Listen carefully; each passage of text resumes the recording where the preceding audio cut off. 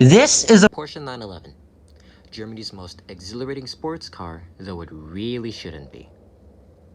Unlike other cars, what separates the 911 from the rest is its fully rear-mounted air-cooled flat six. Introduced in 1963, the 911 was the successor to the Porsche 356. Being a successor to a car from the late 40s, this newer model was just all around a better car. Now, they're both technically the same thing, being designed by Ferrari Jr. with the same type of suspension, but the addition of 2 more cylinders and other minor tweaks was what really changed the game for Porsche. And that's a good thing, because underneath, the 356 was really just a Type 1 Volkswagen Beetle. That had the same kind of engine, same suspension, torsion gears, same engine placement. One was just shorter, really. Oh, and don't get me started on that motherfucker over there, I swear to God. Porsches and Beetles also had commercial success in common, and through this, we got race cars, street legal race cars.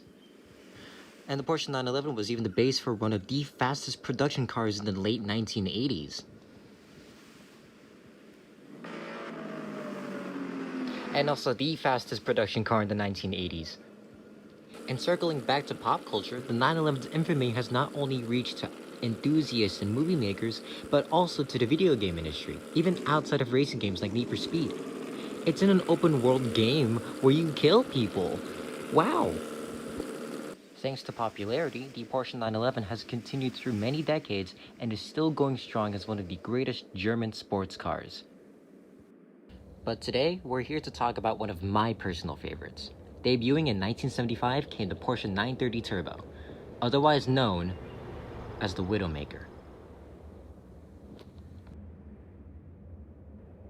The sole reason as to why the 911s came with turbos was because of Group 4 racing. Porsche needed a street version of a turbocharged 911 that closely resembled their race car. So then came the first 911 Turbo, equipped with the 3-liter Carrera RS engine and one big single turbo, making 275 horsepower. Now you may be asking, why is it called the Widowmaker?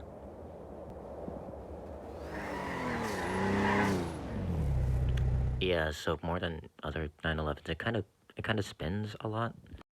In order to not lose customers through either fear or death, Porsche in the 1980s created a few front-engine models, like the 924, the 928, and the 944. They weren't around for long, but they were good. In my previous video, I even stated that the 928 GTS was one of the best cars I've ever driven. It became the antithesis to the 911 as it was fast like a 911, but more controllable than one. And the front-mounted V8 really did wonders for performance, not to mention the Weissach axle and the... one second. Guys, what one is your favorite? Huggy Wuggy Seek? Okay, to be fair, it do look like that. Now, I did still say this is one of my favorite Porsche 911s, and for that, we just need to take this for a spin. You kick the boss's balls! Let's forget that. Moving on. Now, when it comes to the Widowmaker itself, one thing you have to remember when driving this car is that you are driving the embodiment of a pendulum on 4 wheels. This is thanks to the rear-mounted engine on top of being rear-wheel drive. You have to keep in mind that, especially thanks to the engine placement, most of the time, the car will want to rotate from any form of weight shifting other than acceleration. In other words, you have to be careful when turning and even braking. The only solution to this is to accept that the car wants to rotate and work with it when a turn is approaching. It's really a discipline of balance and control from your hands to your feet or the steering wheel and the pedals. Porsche 911s demand you to drive them in a way that's catered to the car itself rather than you. It's not like a Mitsubishi Evo or a Lancia Delta Integrale, where those cars are all-wheel drive and can do all the work for you. Instead, it is entirely up to you and your skills behind the wheel when driving a Porsche 911. You need to master throttle control, drifting, racing lines, good brake control, and weight shifting if you want to survive driving what is essentially a Beetle with 2 extra cylinders. Otherwise, you'll end up spinning around like a Beyblade, hopefully but probably crashing into a tree and dying. Or you get the rare occasion of understeer, as there is nothing weighing down the front of the car for you to maintain control of the front wheels. And if you're lucky, you'll just need to ride it out and let the car drift through the turn. You could of course just drive a lot more cautiously to avoid an accident. It'll help you through buying some time for you to learn how a 911 works when being driven above legal speeds. At that point, just try not to get caught. And once you're ready, you'll be able to control a Porsche 911 like it's your own hands and feet. You'll gain such a good sense of how the car rotates, you won't even need to use the steering wheel much. But as for the 930 Turbo, just make sure you're above 3 or 4,000 RPMs as much as possible to avoid the car's infamous turbo lag, since the effects of the single turbocharger kicking in after a long spool will bite you in the ass.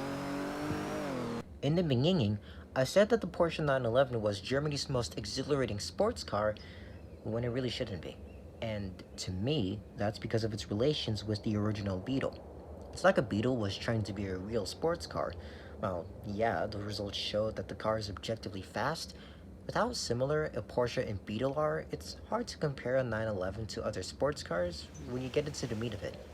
And you'd think what I just said means it's not actually good or cool, but its relations to the Beetle are exactly the reason why this car is so unique and fun. Other than Detroit-era muscle, or of all things, Slavic shitboxes, you're not going to get that same kind of life-or-death thrill from any other street-legal car. The 911 refuses to listen to its owners unless its owners listen to the 911 first.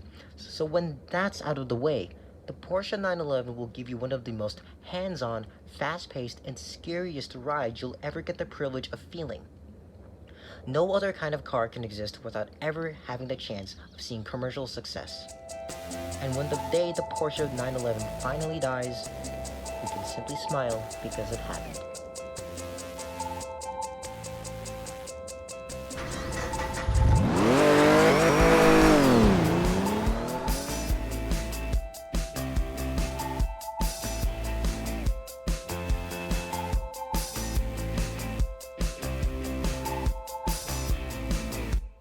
Counting all different ideas drifting away